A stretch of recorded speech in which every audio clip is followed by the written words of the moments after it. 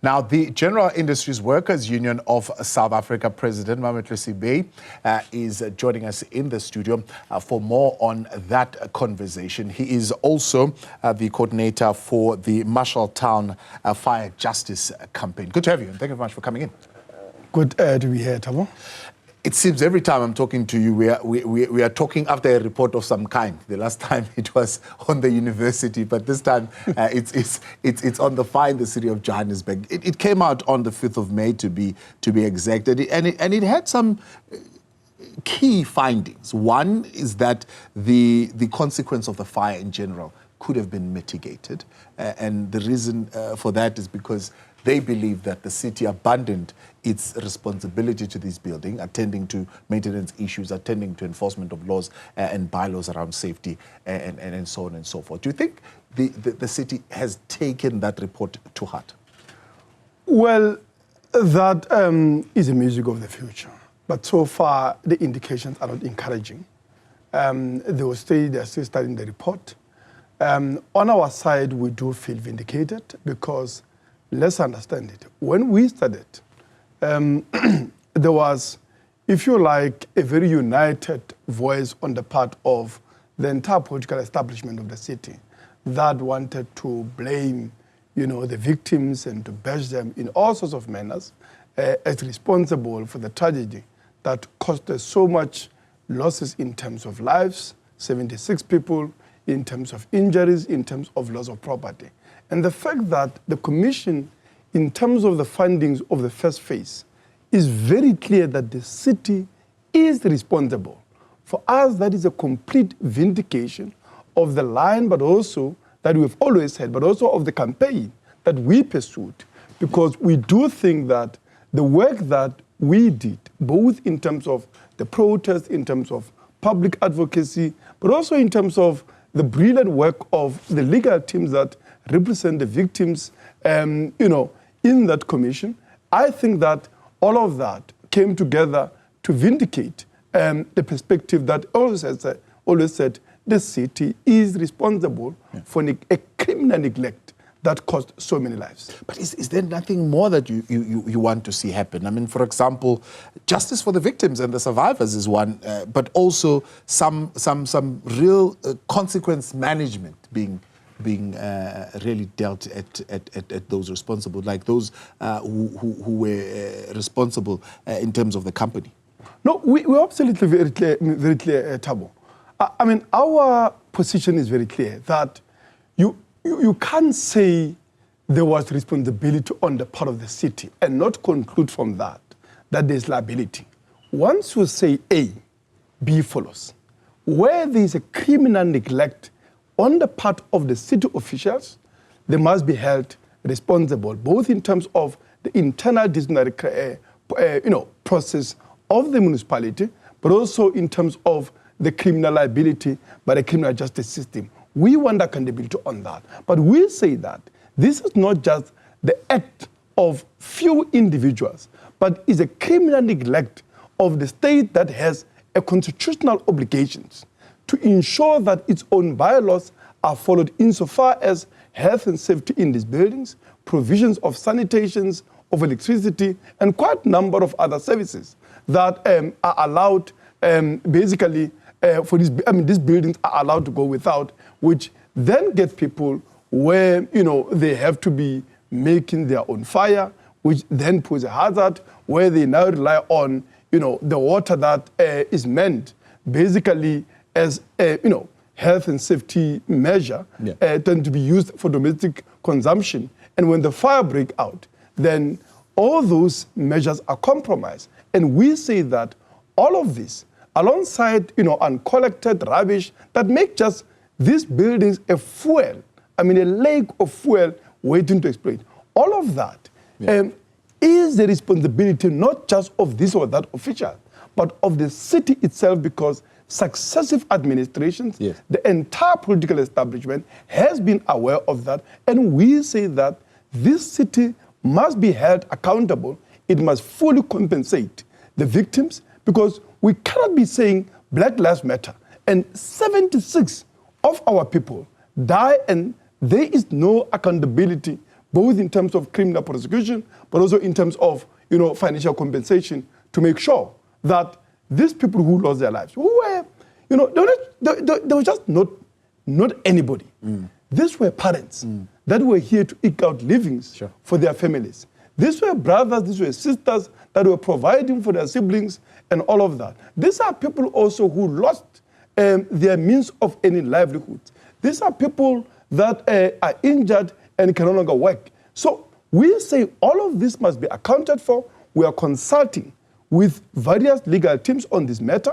And I can assure you, Marshalltown Fire Justice Campaign will be calling a press conference to make its position very clear on this, to say what is our legal route. But with or without lawyers, we are going to be campaigning for a full justice and compensation. Let's look at the second phase now, because part B of this investigation that's going to broadly look at hijacked building. There is a sense that the systemic housing issues are far deeper than just the Marshalltown situation. One, there needs to be a re-evaluation of policies. How do we approach that? Absolutely. We have a crisis. Firstly, it has to do just with the state of the city. The city is rotting at its very foundation. It is the state of the so-called hijacked buildings, the complete, the libidation, the degradation that is just, a violation, a flagrant violation of the rights of the city's poor. Yeah. We are supposed to live in a democracy where people have, constitutional rights just by virtue of being people. And one of the most fundamental of those rights that cut across is a human dignity. If you look at the state of these buildings, the so-called hijacked buildings, it's a complete degradation that is simply not compatible with the right of dignity. People are living in the midst of, pile of rubbish. People are living without electricity. People are living without water.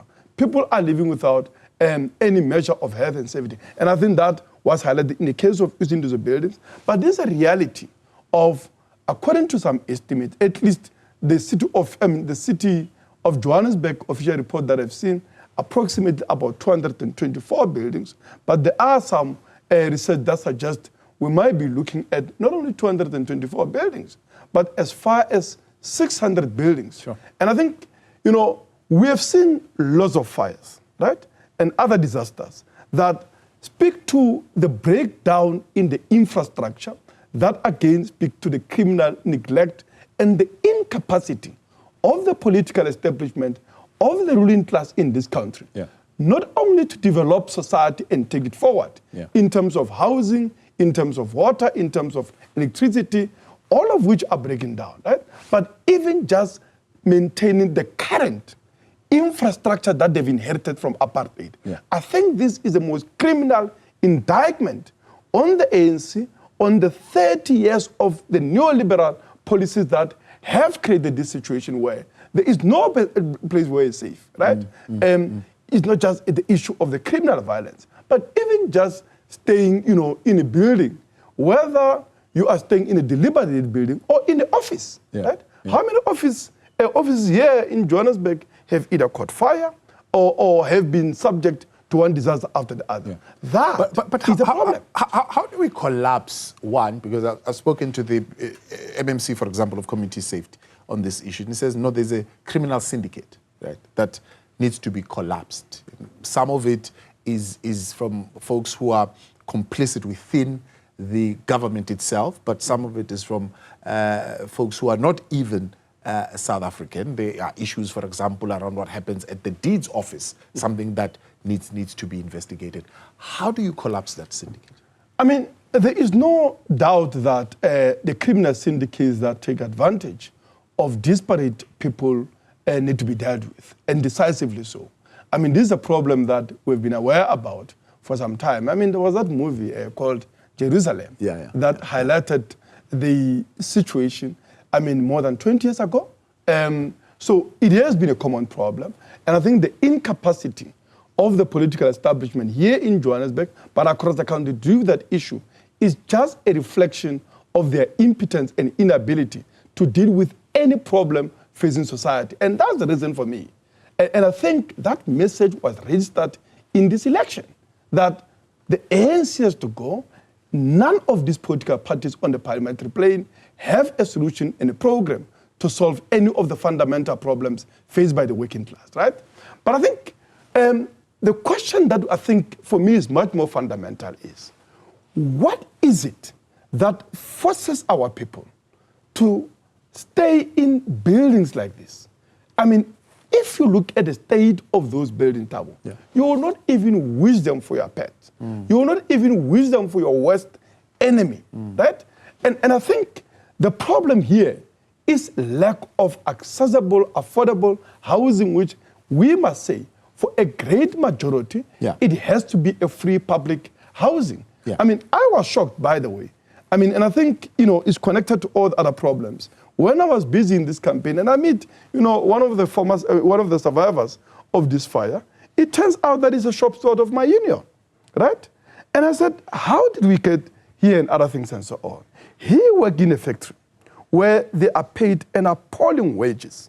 So you have a situation of the unemployed people, many of whom have no income. They are forced, like hundreds of thousands of people that comes here on a yearly basis, right? There's estimated 130 to 150,000 people that come to the city of Johannesburg on a yearly basis that cannot find, an adequate public housing or any form of housing because of commodification of the housing market that price them out on the one hand, but also the incapacity of the housing program to meet the demands. The cities build about 2,500, housing units a year in the conditions where the housing backlog in the city of Johannesburg alone stand at 500,000.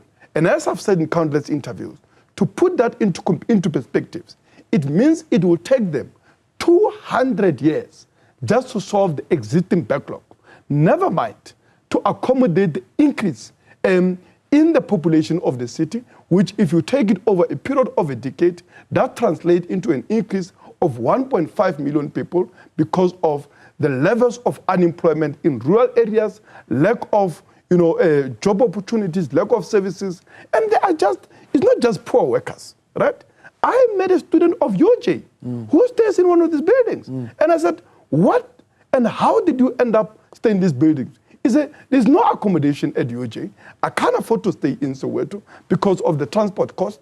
And I just can't afford to rent a decent private accommodation. So that's a multi-layered conversation. I mean, at one level, talking about decent salaries for people to be able to afford, or an intervention for that bracket of a community, social housing, if it is, that it needs to respond to that. You've got student accommodation issues on the other hand, you've got crime issues on the other hand, you've got municipal failures on the one hand, and you've got the failure of police. It's a multifaceted effort that needs to do with this. Absolutely, absolutely. And I think that's the reason I'm saying, more than the criminal syndicates that take advantage of the desperation of the poor, the question is, how do we alleviate the condition of desperation that force our people into this situation? And I think the starting point has got to be, the city must reclaim all of these buildings, right? And we argue that because particularly of the corruption, in the Johannesburg, city, or rather city property management agencies and so on, that there's got to be a democratic management of these buildings by the residents so that they're involved, one, ensuring that they are properly maintained, one, ensuring that there's provision of services and there's accountability about ensuring that there's water, electricity, and all of that, and where, of course, because there will be different layers, right? There will be those people that can be able to afford, right? Yeah. There will be those people that need a free, quality public housing. Yeah. They're entitled to that, right? As a matter of right, this idea that the black working class must stay far away from the inner cities, where they earn their living either as informal traders or as poorly paid workers that can afford, the cost of transport and daily commuting from Soweto and other black townships that are the result of the special planning of apartheid is wrong and wrong in extreme. So we need to be able to address the crisis of housing, and we require a mass public housing program that will build houses in millions. We need, not only in Johannesburg, but in every major urban center across the country. And it's not just only in the inner city. Me and you are talking about the inner city of Johannesburg, because this thing happened, you know, in the inner city and other things and so on.